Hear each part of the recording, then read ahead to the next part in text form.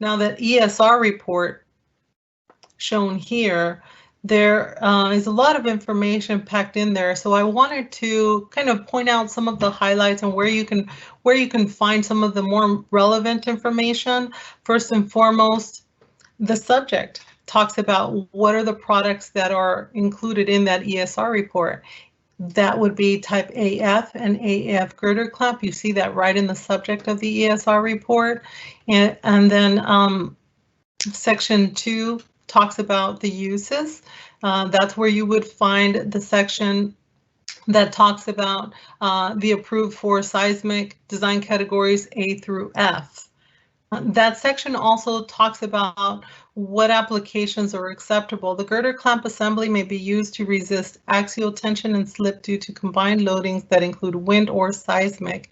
The girder clamp assemblies may also be used to resist loads resulting from supporting non-structural components. What that means is it's clearly letting us know that you can use these products for non-structural components, especially in a seismic region.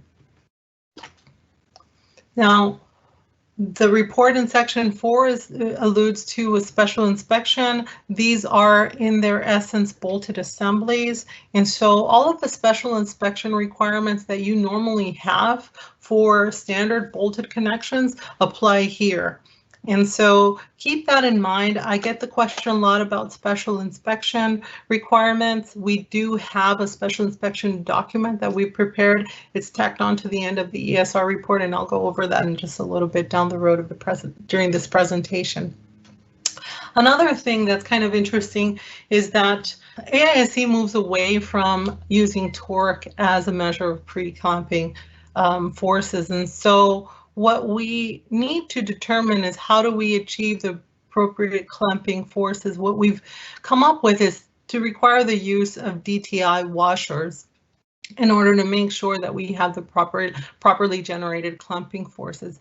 So these DTI washers are pretty commonly used. They're called direct tension indicators, and some of them come with like paint in there so that when you achieve the right torque setting, you will get a visual inspection piece that just tells you that you've achieved the right torque or clamping forces.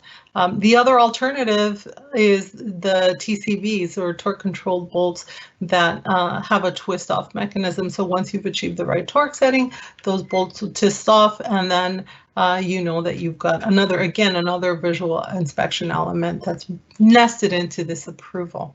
With that in mind, you should feel confident to be able to specify ESR 3976 girder clamps for any of a variety of different applications, to be honest. And here we're showing some pipe supports and some cable trays. We're showing a very structural application there in the top right, showing a beam to a column, and you've got a beam to a post, or even strut applications are acceptable under this approval, or we can work with those connections. And you can see that most of these show 4 bolted connections, but 2 bolted connections are also an option.